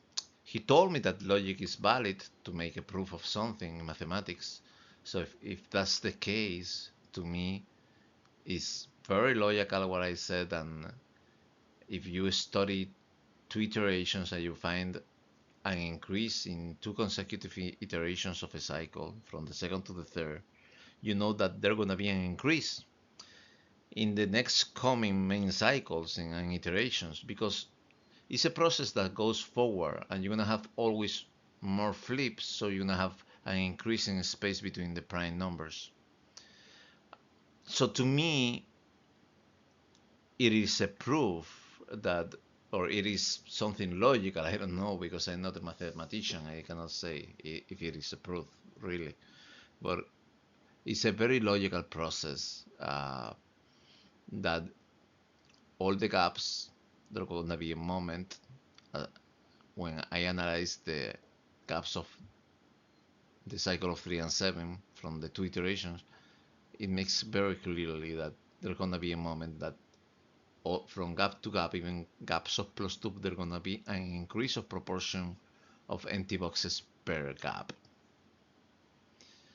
And in the next slides, we analyze why those empty boxes gonna appear in the gaps. Because of course, when we say empty boxes per gap, is a proportion, taking in account the whole length of the cycle and the number of empty boxes in the cycle. But there is some facts that tells you that necessarily they're gonna appear in the gaps, the empty boxes. So we will explain that next. As we see in this graph, this is the part that we know the composition of prime numbers in a cycle, and this is the whole cycle, and the rest we don't know the real composition of prime numbers, because we're gonna have a lot of potential prime numbers. But this is gonna be very tiny compared to the cycle.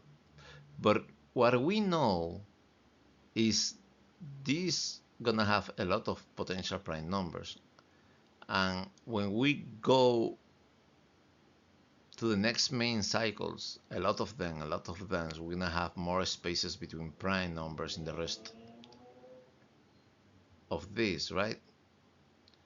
So when we compare gap to gap in a cycle, we know that in the real number line, there are gonna be more spaces, so the gaps will have more empty boxes. The proportion of empty boxes per gap will be bigger.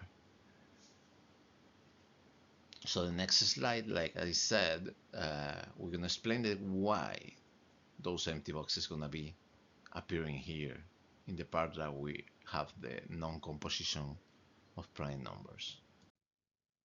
In this graph, we show the progression of the main cycle.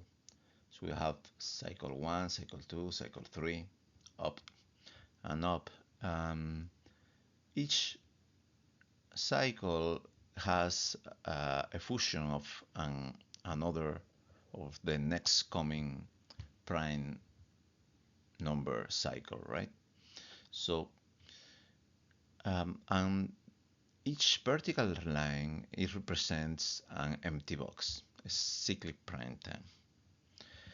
So we have the gaps here for each new cycle, each new merging of the main cycle. And let's suppose that in the first gap there is no empty boxes. There is one here, but let's suppose there is no one.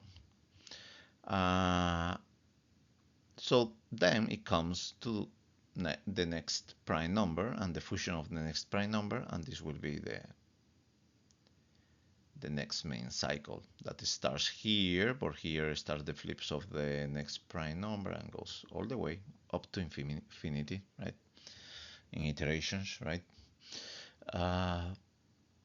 So let's say here in this gap there is neither another empty box, so there is no empty box either, because if we remember, the empty boxes in the gaps is a proportion. The empty boxes has a proportion of the length of the cycle, right? A number of empty boxes per length. So it corresponds a proportion to the gap, but prime numbers not necessarily behave constantly. So it can happen that there is no empty box in the first gap, and it could happen there is no empty box in the second gap, and so on. But if you see, the second gap is formed by the next segment of the first gap of the cycle, of the main cycle of the first gap, with the extra flips of empty boxes of the next prime numbers that merges in the second main cycle that represents the cycle that forms the gap 2. And then it comes the next main cycle, that is the fusion of the previous cycle with the next prime number and its flips. So in the gap 3, we have the extension of the gap 1 and gap 2 of those cycles with the extra flips of the prime number that forms the main cycle corresponding to the gap 3.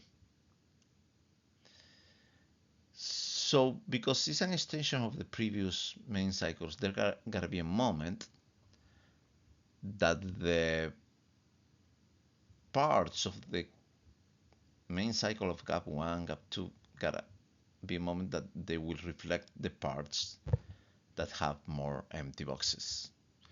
Because if in the gap 1 doesn't reflect the proportion of empty boxes in either gap 2 eventually. This is a continuous process up to infinity, adding gaps.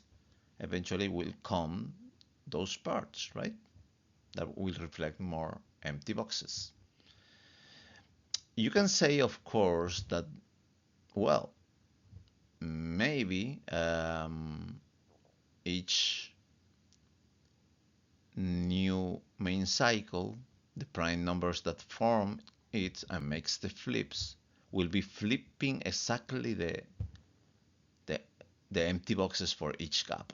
Yeah, that's possible, but we know that cannot happen. I mean, in the process of forming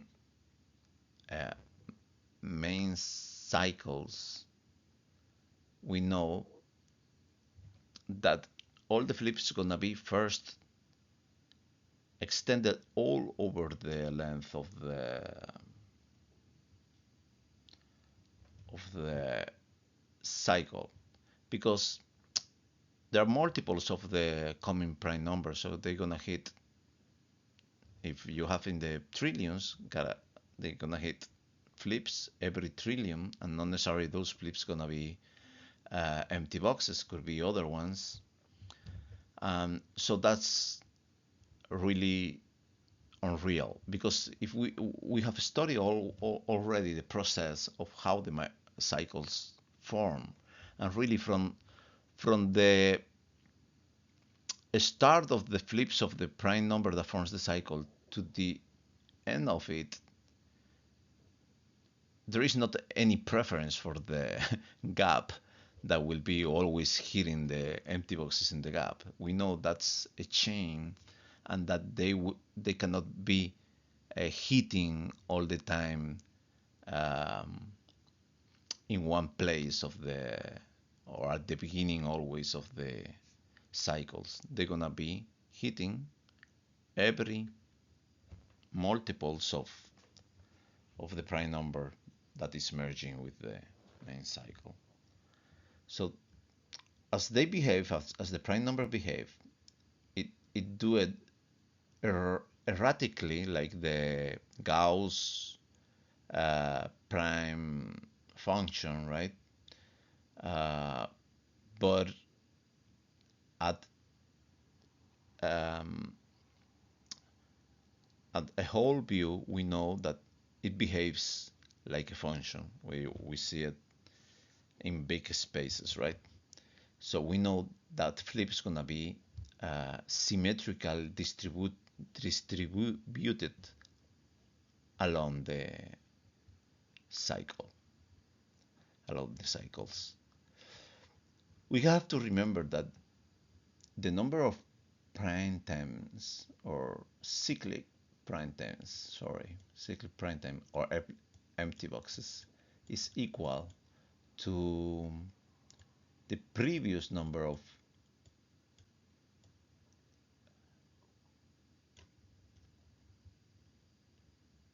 cyclic prime times of empty boxes times the new prime number minus 4. But we also know something, and it's this 4 here. It's very important. The flips of empty boxes. So we're gonna put here flips of S of empty boxes gonna be equal to the empty boxes of the previous cycle times 4. This 4 here is this 4 here. What that tells you? That every length is multiplied by Pn, while this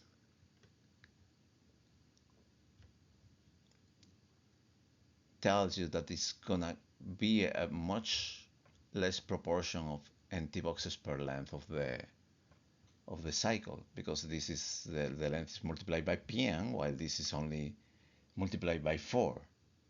So the flips are gonna be less and less per unit length, while the empty boxes in the gaps, as we study in this video and in my paperwork, is increasing and converging to 1. If you see the data in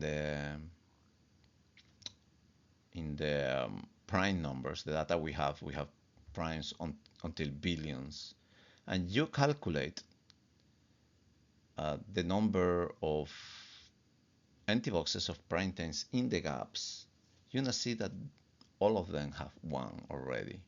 Already in the billions, you calculate that, and all of them gonna have at least 1 and maybe 2. So my prediction, really, I haven't demonstrated that, right? But my prediction is that the average number of empty boxes per gap gonna converge to a number. I believe gonna be over 1, probably over 2. And that will be an interesting calculation, maybe with computers, can be done. Remember that all the cycles are repetitions of the previous cycle. So once you have an average of 1 for an entire cycle, in the coming cycles that's gonna happen always, because for every merge you're gonna be increasing the distance between prime numbers. They will never decrease, and that will make that the next repetitions or the next portions of the real number line gonna have also prime terms, prime quadruplets, and they will be constant. I think there is a constant. We will approach a constant of empty boxes per gap.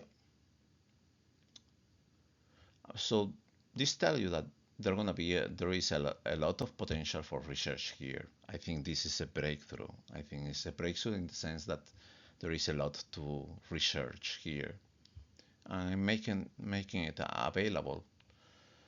My first priority, of course, is finding a mathematician that can help me to write this so it can be accepted in a journal. Already mathematicians that have seen this, they told me they can help me to write the first part, the arithmetic part, modular arithmetic, but they are not experts in number theory, so the rest gotta be, I gotta find somebody. So probably if I find somebody, I will take him to make the whole paperwork, right? So if you find somebody interested, just contact me.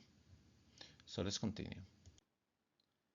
So I have been playing with another concept.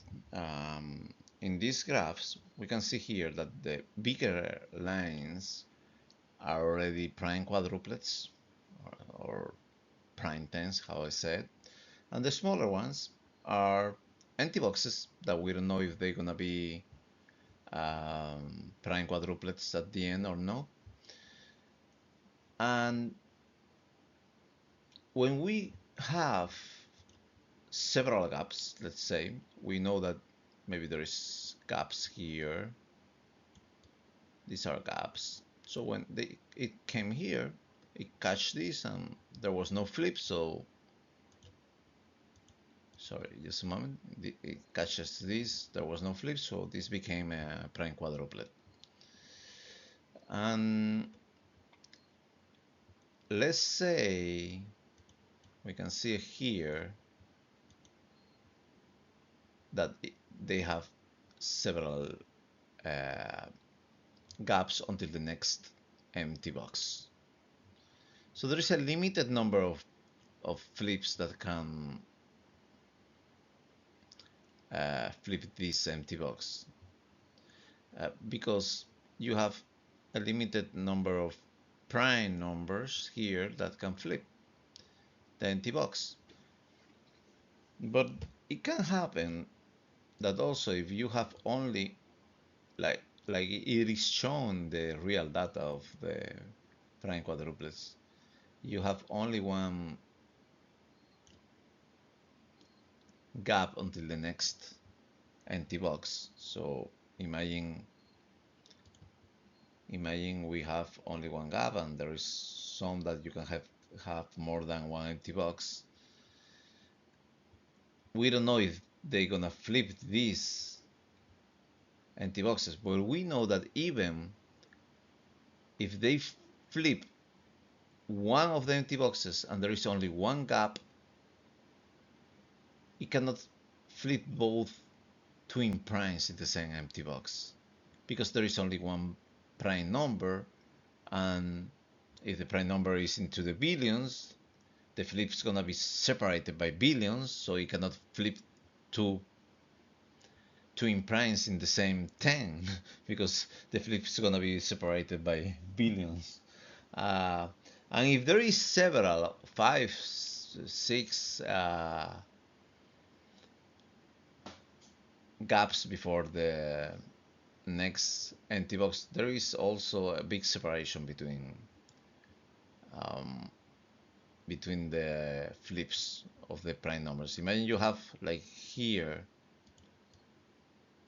um, 5 empty boxes until it catches the next. Sorry, imagine you have 5 gaps until it catches the next empty box. Okay, let's imagine that. And we are in the billions. Yeah, it could happen that two flips fall in the same 10 and flips two twin primes, but we know that that doesn't gonna happen in our way to infinity for every gap. And really, if you check the data, like I said before, you're gonna find always in each gap a prime quadruplet. Once you calculate, oh, there is another prime quadruplet and it's only one gap, and there is some of the gaps that they take two prime quadruplets, and we know that that's gonna keep happening because what I already explained in the previous slides.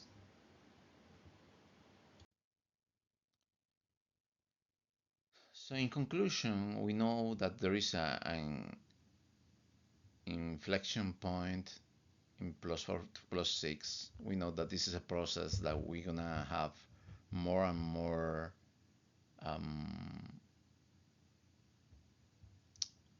gaps of +6, +8, +10, and over, because for any new prime number, we're gonna make separation of prime numbers. The separation of prime numbers is gonna be bigger, and this tells a lot. This equation, um, the order of factors here doesn't gonna alter the result.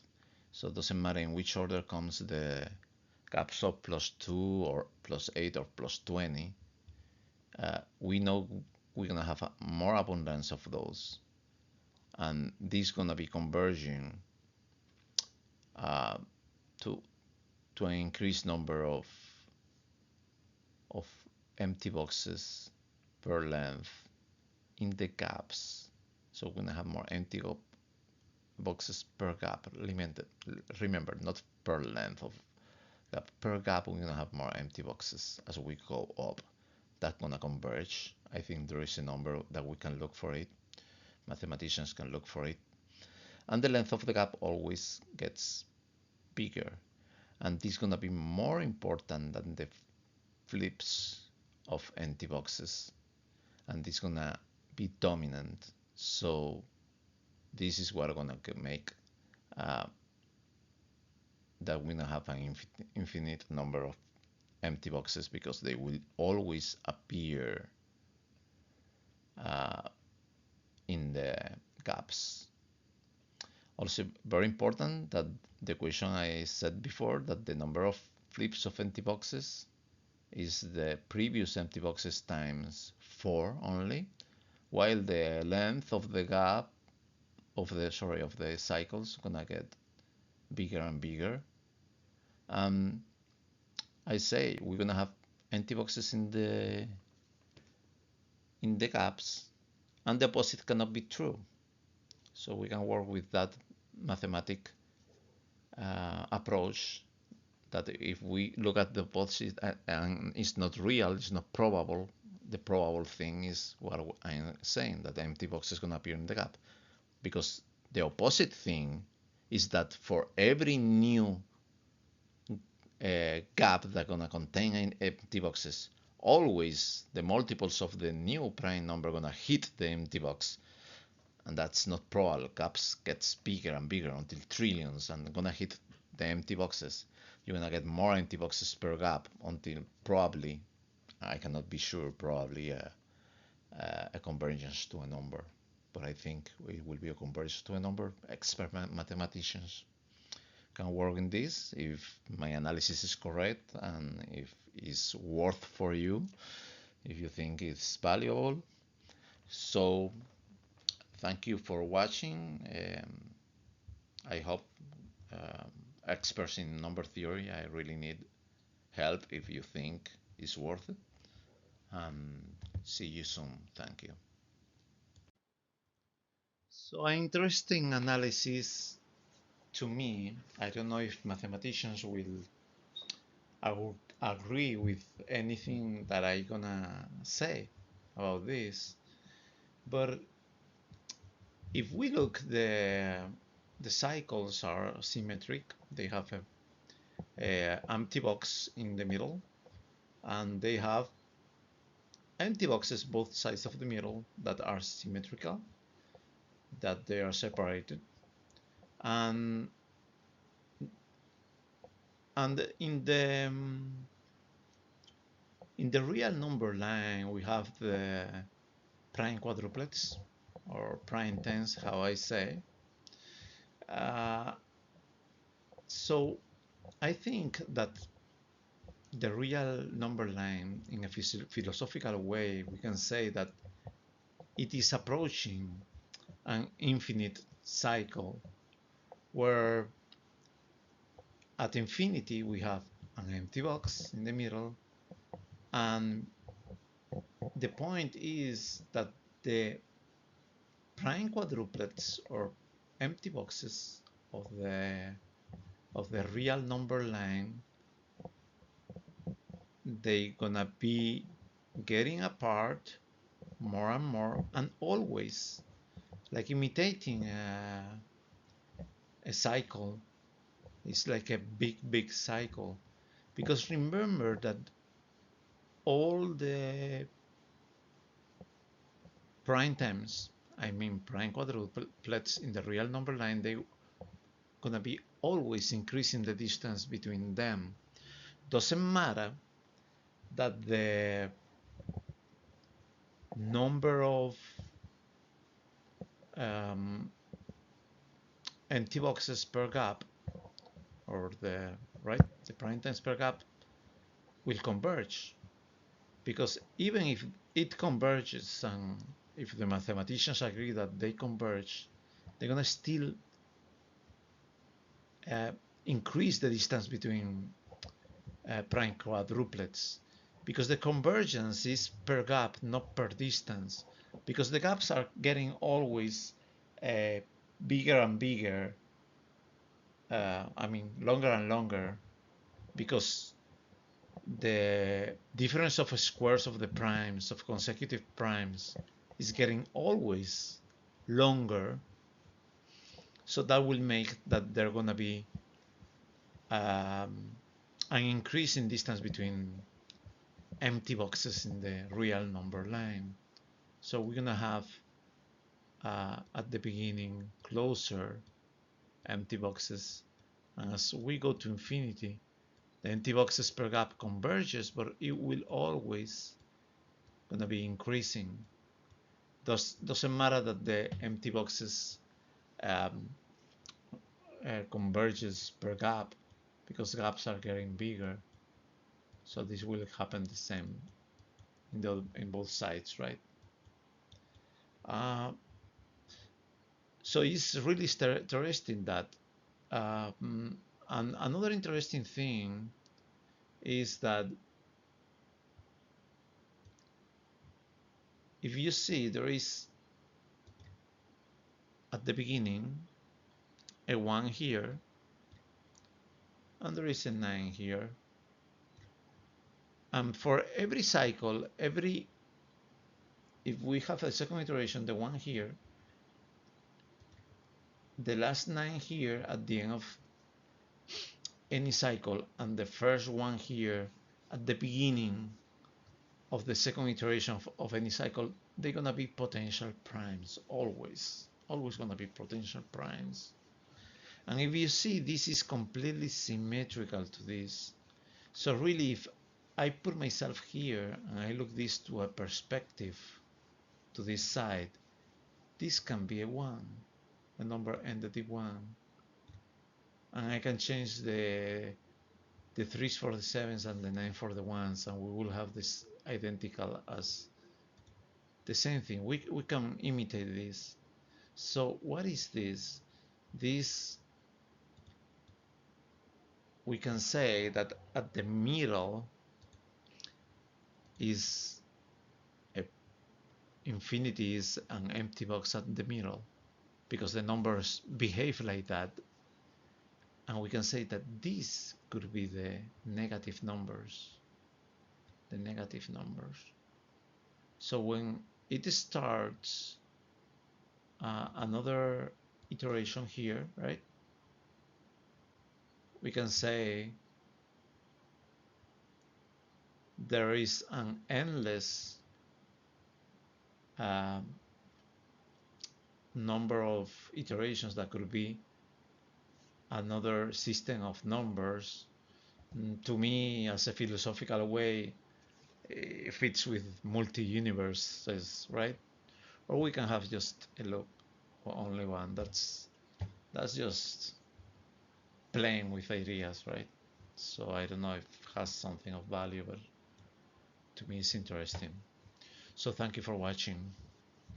I hope somebody contact me, somebody tell me things about this, what they believe, any mathematician, and I open to any opinion. And thank you. Take care.